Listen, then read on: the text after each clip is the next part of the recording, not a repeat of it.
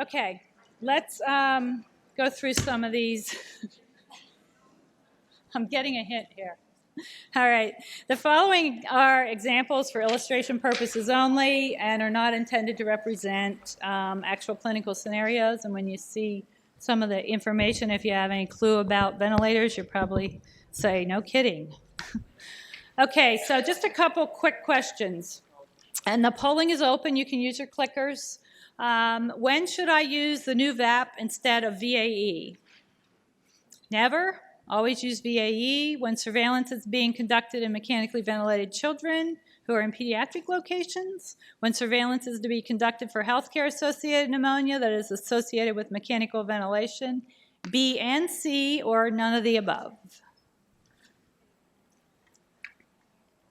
Okay, is anybody voting? I'm not getting any responses. All right. I'm not waiting for you. We got to go power on.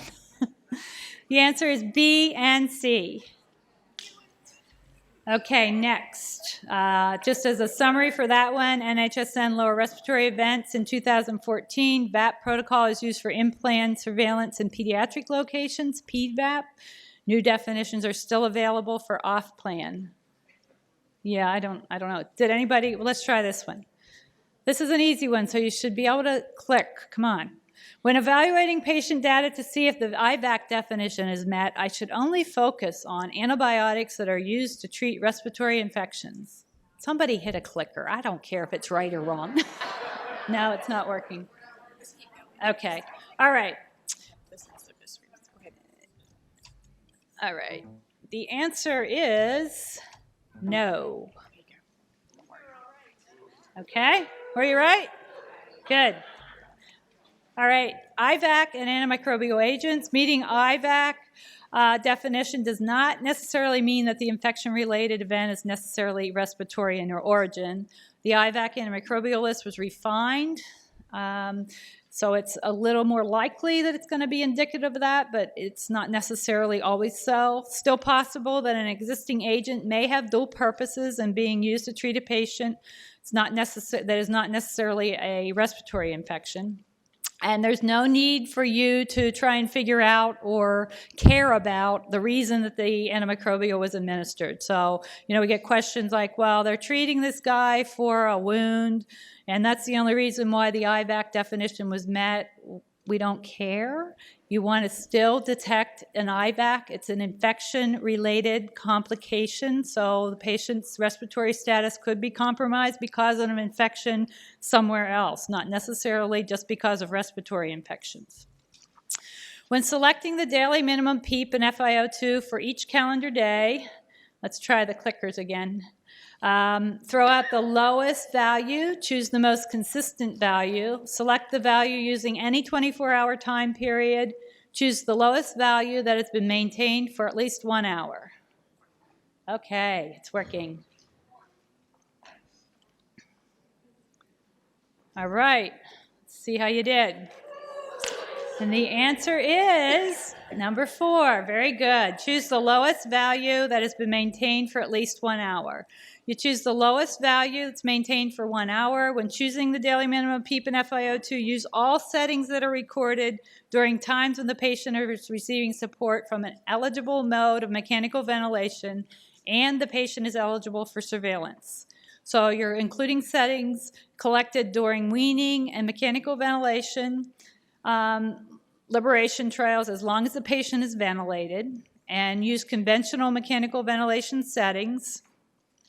Include mechanical ventilation settings during times when a patient is intermittently on an excluded mode, and include recorded PEEP settings during time when a patient is not on APRV or a similar mode of ventilation.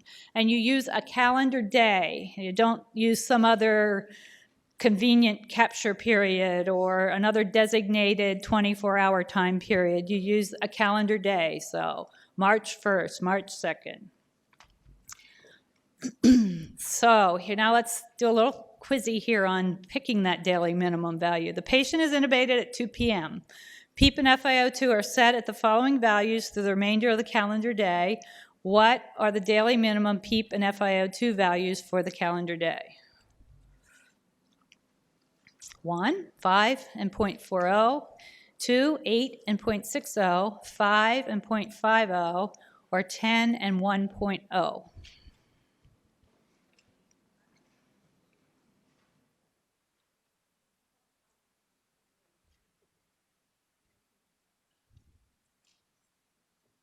Okay, the answer is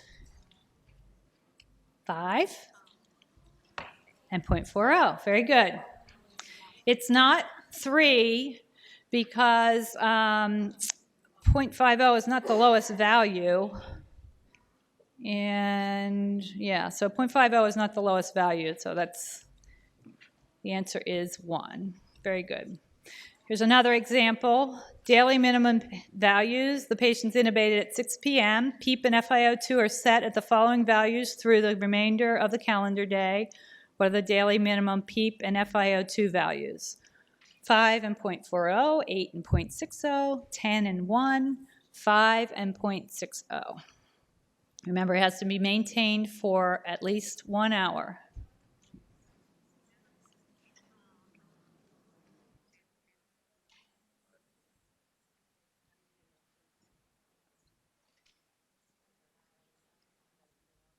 Okay, so we've got a little mixture here.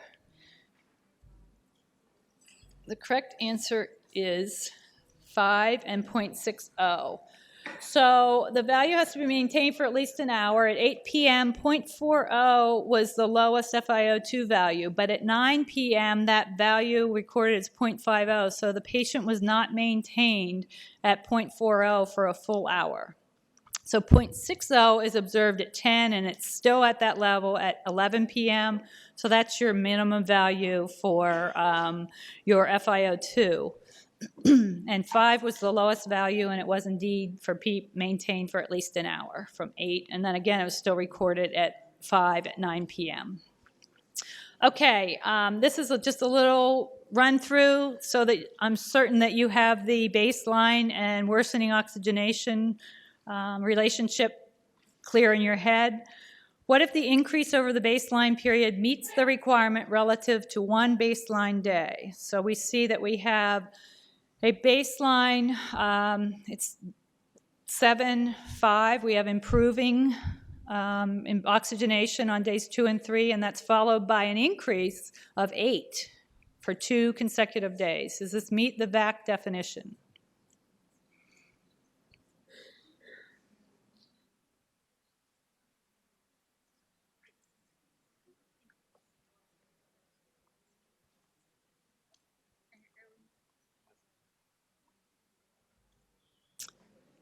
Look closely here. Oh, we're split. Okay, the answer is no. The reason it is no is, bring my mouse over here, sit out there. So you have improvement, stability improvement, and you have a jump of 3 from day 3 to day 4, but your reference point to your first day of stability is only greater than 1. It's in 2 days. Your increase has to be in reference to your baseline period. The period includes the full 2 days. Okay? Let's try another one of those. What if there is an increase for 1 day and then a decrease? So we have stability. Oh, darn. Guess what? It's not met. Clearly the animation is in reverse here. All right, that's okay. The VAC definition isn't met because, again, you have a baseline period of stability. You do jump up 3 days, but it's only it's not sustained at 3 days, so it's only 2 centimeters over your baseline period. Hope the rest aren't like that. Maybe you hope they are.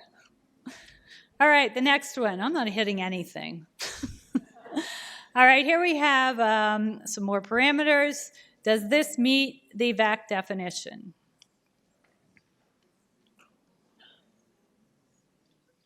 So we have a baseline period, then we have worsening oxygenation, which requires an increase in PEEP, but then the PEEP goes down a little bit. What do you think about that?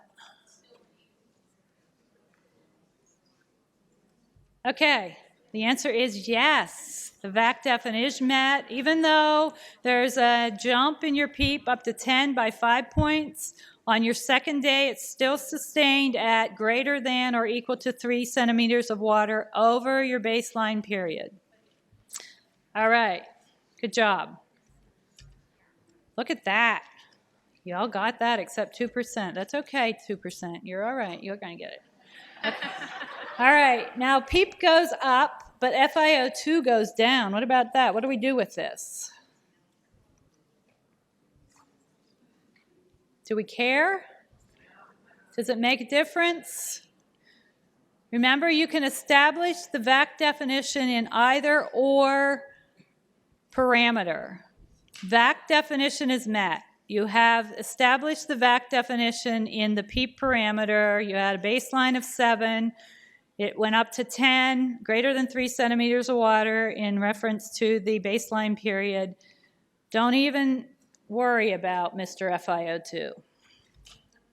Okay, now here's I'm going to move into some cases where you have to maybe use the full protocol. A patient in my ICU met the IVAC definition. On the VAE event date, there is also a blood culture that grew Pseudomonas. The patient has a central line, and the only other symptom is a fever. How should I report this event? By the way, the central line's been in place for greater than 2 days. Do you report a IVAC, no pathogen, and then evaluate that positive blood culture? Do you report an IVAC with a Pseudomonas pathogen? Do you report an IVAC and secondary BSI with Pseudomonas as the pathogen? Do you report a CLABSI pathogen equals Pseudomonas? Report an IVAC with no pathogen or none of the above? Okay, the responses are trickling in. Don't be shy. It's okay. You can get the wrong answer. You learn from your mistakes. Okay, the answer is yes. Look at that. The majority of you said A, and that's correct. You do not report pathogens for IVAC. You can't have a secondary bloodstream infection to a VAC, IVAC, or no VAE. So you will report the IVAC with no pathogen associated, and then you still have this positive blood culture to deal with. So you're going to go and you're going to look at Chapter 17, and you're going to see if you can assign it as a secondary to another HAI, and if not, then it's going to be reported as a CLABSI with the pathogen Pseudomonas aeruginosa. And that's just the summary of what I just said, which the answers to these will be outside for you on your way out. You can pick that up and you'll have the explanations. Okay, next question. If I'm conducting VAE surveillance in plan, I need to assess daily minimum and maximum temperatures for the following patients. I'm doing VAE surveillance in my ICU. I have to check the temp, min and max for all the patients in the ICU, all the patients in the ICU who are on a vent, patients who I have determined to meet VAC definition, patients who have met the VAC definition and also have an abnormal white count, or patients who the clinical care providers have diagnosed with VAC.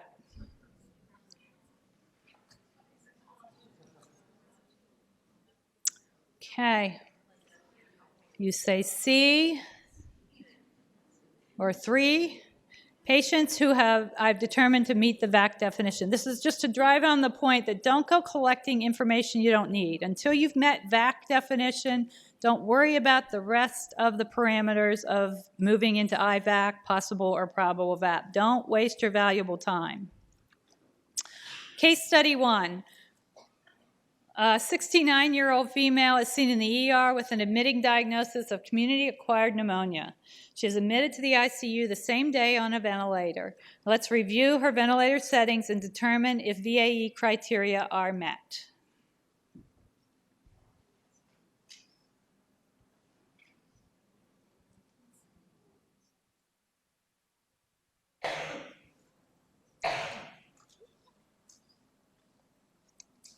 I'll give you a little bit more time on this one.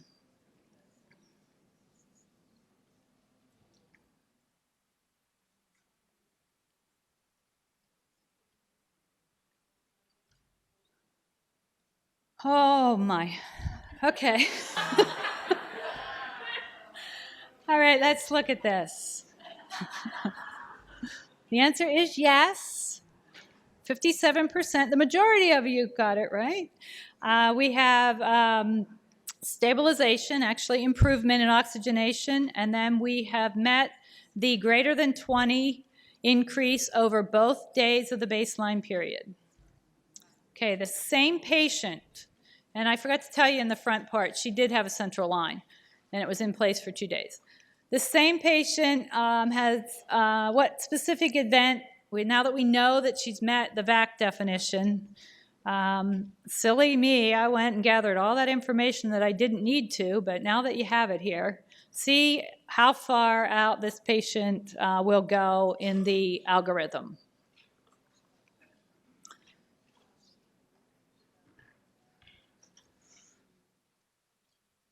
So your first step here is going to be defining your VAE window period. Next step will be, do you have a temp or a white count? Next step would be, do you have 4 QADs? And then finally, take a look at that micro testing results that you have. Okay, here's your choices.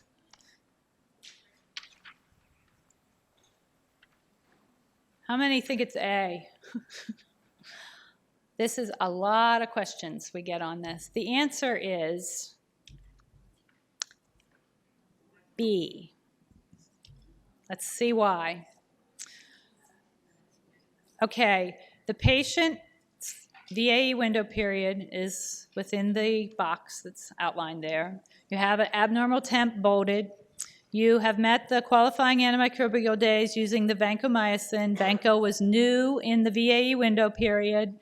It's been given for more than 4 days because you're going every other day, and plus you extend down. You got plenty of QADs. The specimen was a BAL. It is reported quantitatively, but you don't have the purulent respiratory secretions. To meet probable VAP, you have to have purulent respiratory secretions and the culture result. So this would be reported. Remember, possible can be met using purulent or a positive culture that is reported qualitatively, semi-quantitatively, or quantitatively. Okay? Your event date is day 5. Again, this is the recap of why it met the possible. Case study 2 of 17-year-old female with cystic fibrosis admitted to the adult medical ICU where in-plan VA surveillance has been selected in the monthly reporting plan. She's placed on a ventilator on hospital day 5. Based on the following findings, do you need to report anything to NHSN? And I did fail to tell you again in this little synopsis that she does have a central line. So let's take a look at this information. Is there anything you need to report to NHSN based on VAE surveillance?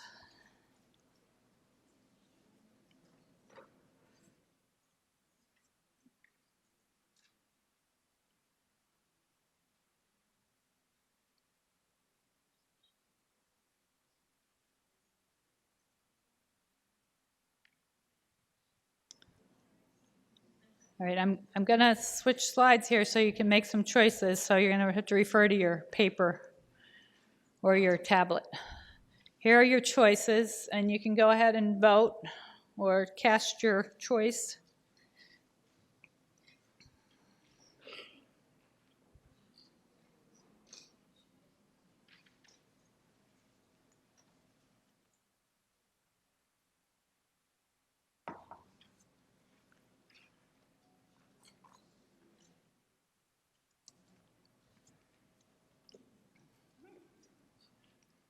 Okay, let's see where we are. We don't have, we're all over the board. That's okay. The answer is probable VAP. The pathogen is Pseudomonas aeruginosa, and perhaps a secondary BSI to another HAI site or eclabsy with a pathogen of Staph aureus. So why is this?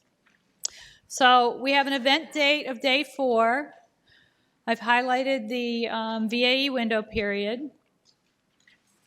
Note that we only have 4 days to meet because the first day of the baseline period is outside of that 3 days. We meet the temp. We have an antimicrobial agent that it just makes it. It started right inside the VAE window period, and note that it can extend outside of the VAE window period as long as it started within there. We have a BAL. We do meet the purulent respiratory secretion criterion, and we do have a quantitative culture with an eligible pathogen, and it was from a specimen that you can utilize to meet probable VAP definition. Here's our 14-day event period. So that blood culture collected on mechanical ventilation day is well within the 14-day event period. However, it's not a matching pathogen. So you can't tack that on to the VAE probable VAP. We're going to have to see if perhaps that is a eclabsy or a secondary to another site. Another recap here for you. I'm not going to belabor this. I pretty much covered it what we just went over the thing. Let's go on to case study 3. An elderly gentleman is admitted to the trauma ICU following a motor vehicle accident. He had been intubated in the field, and there was some concern of aspiration upon intubation. Given the following information, identify all events. So there might be 1, there might be 2, might be none.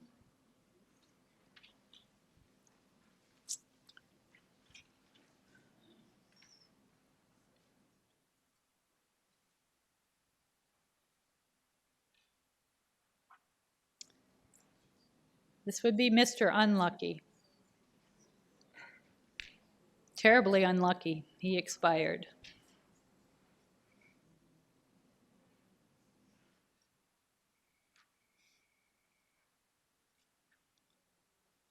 Okay, for time's sake, here's your choices. Mechanical ventilation day 6, probable VAP, possible VAP on day 6, a VAC only on day 15, or a probable VAP on day 15. Very good. Nice. Good job. Okay, so we have a VAC on mechanical ventilation day 15. We've highlighted the VAE window period. We have an abnormal temp. We do have an antimicrobial agent that started within the VAE window period, but before the patient can accumulate 4 qualifying antimicrobial days, he expires. So you cannot progress on to the IVAC definition.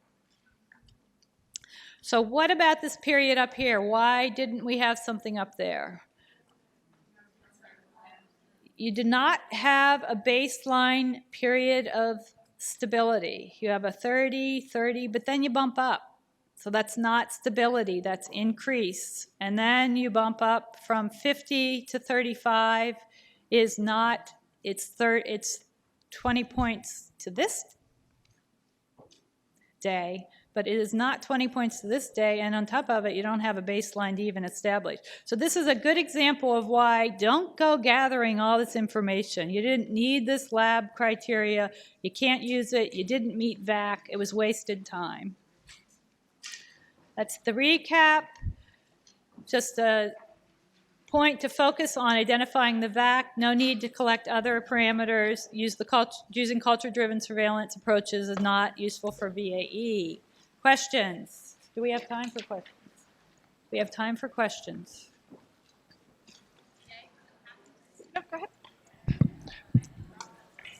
Yes, I have a question Yeah, very go quickly. ahead. In Sure. the denominator calculations, our nursing department was calculating by an actual count at midnight, but our respiratory therapy department was counting all intubated patients, say if they were intubated for only 8 hours, regardless of time. So we had a different denominator. It was my recommendation that we use just the nursing count. Do you agree? Well, a patient who is ventilated for any portion of the calendar day is included. So I'm not sure I totally understand the discrepancy there. So are you saying that the patient, when nursing did their count, the patient was off of the ventilator? Is that what you're saying? No, they did a total count at midnight for all ventilated patients. Okay. Respiratory therapy did, say if somebody came out of surgery at noon and was extubated at 8 p.m., they counted that as an intubated patient. Yeah, you have to pick a time, and you want that time to be picked that's going to capture the largest, the best capture period. So, for example, if you're doing weaning and you have a bunch of patients that are on blow-by, that's not the time that you want to be collecting your ventilator day, but you want to capture, it's never going to be perfect, but you're certainly not going to go back and pick people up and add people on. Right. The result was that respiratory therapy had a larger denominator and diluted their numbers. Yeah. I think if I'm understanding correctly, I think you probably made the right decision. Yes. Another question. How about up here? Okay. Somebody. Go ahead. Quick. Who? Go. Me? Yep. Okay. Were you telling us that on a bi-level ventilator that you would only count the FiO2 to calculate your VAC? When a patient's on APRV or bi-level or there's all different terminologies that are used, you would only use FiO2 values to calculate the VAC. Now, if the patient is on APRV intermittently throughout the calendar day, and you have some PEEP values that are collected when the patient is on conventional mechanical ventilation, you can use those PEEP values to select your daily minimum PEEP. Well, actually, I have a high-low PEEP, and so Well, that would be the high-low value is coming off of your APRV. Okay. And no, you don't use those. okay. Right. Thank you. Yep. Go ahead over here. Yes, my question is, what is the best way to provide feedback to NHSN when mechanically ventilated patients are put on therapeutic protocols for low-stretch ventilation or hypothermia protocols and meeting VAC and IVAC? Okay, so you're having people meet IVAC because they're on like a hypothermia protocol. We don't have exceptions. Again, this kind of gets back to the movement to try and get surveillance data automated. So there's a lot of exceptions that you could build in, but at this point we have not built in exceptions for any of those outliers. So they will meet IVAC and you will report them as such. Thank you. Yep. Go ahead. My question is it's a two-part question stemming from the new change for the PEEP or FiO2 has to be at the same level for greater than an hour. You didn't really address that change. I know it's a change, but you didn't address for those hospitals that don't record it every hour as well. If you don't record it every hour, then you go with the lowest. Is that correct? Right. That is only to address those facilities that do record it for an hour or less. So if you're recording it every 2 hours, every 3 hours, every 4 hours, you clearly are maintaining for at least an hour. So you don't even have to worry about that hour. It's just for those times when you may have an adjustment every single hour. Right. So what if you have a patient that they're just all over the place. You have lots of different. You just go with the lowest of that day. If they're all over the place. As long as the value is maintained for an hour, you pick the lowest value. Yes. Remember, you're not looking at stability across the day. You're choosing the lowest parameter that was maintained for 1 hour. And then a second question following that one up is set PEEP versus actual PEEP. You are asking for the set PEEP, not the actual PEEP. Is that correct? You're looking for the ventilator setting. The setting. And so we have the option of recording every hour if we do the actual PEEP, but not the set PEEP. So in that case, we just continue doing what we were doing. We're not recording hourly. We just look for the lowest value. You're looking for the lowest value and the ventilator setting value, yes. Thank you. Go ahead, in the back. Hey, I wanted to ask about the denominators. You excluded ventilator types, and I was wondering why that got included into the denominator. For the ease of collection of denominators. Okay. Plain and simple. Okay. Just to make denominator data collection easy, and that actually applies for new VAP surveillance for pediatrics as well. You're collecting all patients on ventilators, so if you're collecting everybody. Okay. Okay? Thanks. It's just for ease of data collection. Yes. Couple of questions. I'm getting pushback on a possible VAP that met the full VAE calculator, but at day 3 self-extubated, day 4 was re-intubated, and in that window aspirated, and they feel because they aspirated we don't have to count that, and I disagreed. So do I. Thank you. Temp criteria. Sometimes there's different mechanisms of obtaining a temp, axillary, oral, rectal, cores, all in the same days. Do you take the temp at face value, whatever the mode, or do you try to convert that axillary to an oral? Right now, our direction on that is to whatever you are using in your facility for making decision making. So it's Okay. based on your protocol within your facility. We do not have established that you have to convert an axillary to, we're not. So it's really how you are evaluating temps in your facility. So you're following your protocols within your facility Okay. for decision making. So whatever temp you would use for That's what we decision go by. making, that's the one you're going to use for the protocol. Okay. Okay. And then when you switch modes on a vent, Uh-huh. like you're on a mechanical vent assist control, and then you go to high frequency, Uh-huh. and then they're on that for several days, and then they wean them back to an assist control mechanical vent. Is that day 1 when they switch back? Yes. Yeah. Okay. Thank you. Because you couldn't include that patient in VAE surveillance. So it's really like they just became mechanically ventilated again. Yes, you have to start over. So you'd have to have 2 days of stability, 2 days of worsening. The soonest, once they're switched back to an eligible mode that you could have a VAE would be day 3, and the soonest you could meet the full criteria would be day 4. Thank you. Yep. Okay, the room is almost empty. You must be the die-hard VAE surveillance people. Thank you.